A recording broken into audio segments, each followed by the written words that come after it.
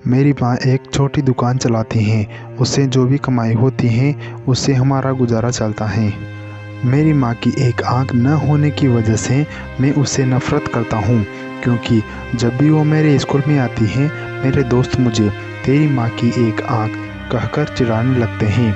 मेरी यही इच्छा थी कि मेरी माँ मेरी पर्सनल दुनिया से दूर रहे, इसलिए एक दिन गुस्से में मैंने कहा, माँ, तुम्हारी दूसरी आँख ना होने की वजह से जब तुम मेरे दोस्तों के सामने आती हो तो वो मेरा मजाक उड़ाते हैं। तुम मर क्यों नहीं जाती? उस समय मुझे थोड़ा बुरा महसूस होने लगा था, लेकिन दूसरी ओर मैं खुश भी था, क्योंकि हर समय में मैं जो कहना चाहता था वह मैंने आज कह दिया था। लेकिन यह सब सुनने के बाद मेरी माँ ने मुझे कुछ नहीं कहा और मुझे भी नहीं लगता था कि मैंने उसे कुछ इतना बुरा और दुख देने वाली बात कही हो। मैं इस गरीबी से और मेरी माँ से कहीं दूर जाना चाहता था। तभी से मैंने बहुत पढ़ाई की। मैंने अपनी माँ को भी छोड़ दिया और पढ़ने के लिए दूसरे शहर आया और वहाँ के यूनिवर्सिटी में मुझे एडमिशन भी मिल गया। इसके कुछ सालों बाद मैंने वहीं शादी कर ली। मैंने खुद घर भी खरीद लिया, फिर मेरे बच्चे भी हो गए थे। अब मैं खुशी से एक सफल इंसान की तरह जी रहा था। मुझे यह सब ज़िंदगी बहुत पसंद थी। दिन ब दिन यह खुशी बढ़ती जा रही थी, लेकिन एक दिन अचानक मेरी माँ को मैंने अपने दरवाजे पर देखा। तब सभी मुझसे पूछने लगे कि यह कौन है, तो मुझे कहना पड़ा कि यह मेरी माँ है। तब मुझे ऐसा लगा जैसे मेरी सारी खुशियाँ आकाश से नीचे गिर गई हो। मेरी माँ की एक आँख के डर से मेरी छोटी बेटी भी भाग गई थी। तभी मैंने भी मेरी माँ से पूछा, तुम कौन हो?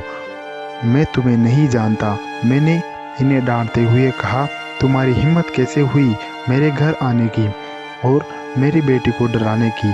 चली जाओ यहाँ से। इतना सुनने के बाद मेरी माँ ने शांति से जवाब दिया, ओ मुझे माफ़ करें, शायद मैं गलत एड्रेस पर आ गई। और यह कहकर वह चली गई। मैंने भगवान का शुक्रिया किया कि उन्होंने मुझे नहीं पहचाना। अब मैं शांत महसूस कर रहा था और मैंने अपने आप से कहा कि अब मैं अपनी पुरानी ज़िंदगी के बारे में सोचना भी नहीं चाहता। कई दिन खुशी से बीतने के बाद एक दिन मेरे पुराने स्कूल का लेटर मेरे घर आया। मैंने अपनी पत्नी से झूठ कहा कि मैं बिजनेस ट्रिप पर जा रहा हूँ। मेरे पुराने स्कूल को चला गया। उसके बाद मैं अपने पुराने घर झोपड़ी गया।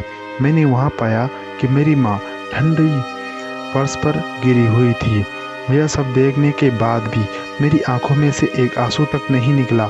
उनके हाथों में एक कागज़ का टुकड़ा था। शायद वह मेरे लिए कोई पत्र था। मेरे बेटे, मुझे लगता है कि अब मेरे जाने का समय आ चुका है और अब मैं तेरे घर भी नहीं आ सकती, लेकिन मैं एक बार तुम्हें देखना चाहती हूँ, तुमसे मिलना चाहती हूँ। मुझे तुम्हारी बहुत याद आती है और जब मैंने सुना कि तुम यह अपने पुराने स्कूल में किसी काम से आ रहे हो तो मुझे काफ़ी खुशी हुई। लेकिन मैंने निश्चय किया कि एक आँख की वजह से मैं तुम्हारे लिए स्कूल में नहीं आऊँगी और मैं नहीं चाहती थी कि मुझे देखकर तुम्हें घबराहट हो।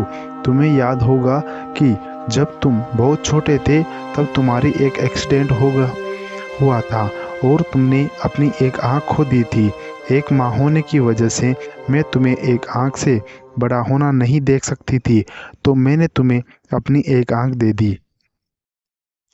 और आज मुझे गर्व है कि मेरा बेटा इस पूरी दुनिया को देख सकता है। तुमने जो कुछ भी किया उससे मैं कभी दुखी नहीं हुई। जितना भी बार तुमने मुझे गुस्सा किया, मैंने अपने आप से कहा कि शायद तुम इसलिए डांटते हो क्योंकि तुम मुझसे मोहब्बत करते हो। मुझे आज भी यह समय याद है कि जब तुम छोटे थे तब हमेशा मेरे आसपास ही रहते थे। मैं तुम्हें बहुत याद करती हूँ। I love you. मेरे लिए तुम ही मेरी दुनिया हो। यह सब पढ़कर मुझे लगा कि मैंने उस इंसान से नफ़रत की जो पूरी ज़िंदगी मेरे लिए जिया। मुझे अपनी माँ के लिए रोना आ रहा था। अब मुझे अपनी सबसे बड़ी गलती का एहसास हो चुका था। सीख, मोरल, किसी इंसान के अपंगों लिए कभी उससे नफ़रत ना करें, कभी अपने माता-पिता की बेइज़्ज़ती ना करें, उन्हें बलिदान को कभी ना भूलें। उन्होंने ही हमें ये ज़िंदगी दी है। उन्होंने एक राजा की तरह ही हमें बड़ा करने की कोशिश की है, हमेशा हमें देते रहे हैं और बेहतर ही से बेहतर देने की कोशिश करते रहे हैं।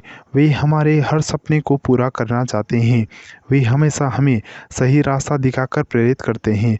बच्चों के लिए माता-पिता की खुशियों का बलिदान देते हैं और बच्चे की सभी गलतियों को माफ़ करते हैं। हमेशा का उनका सम्मान करना चाहिए और उन्हें प्यार करना चाहिए।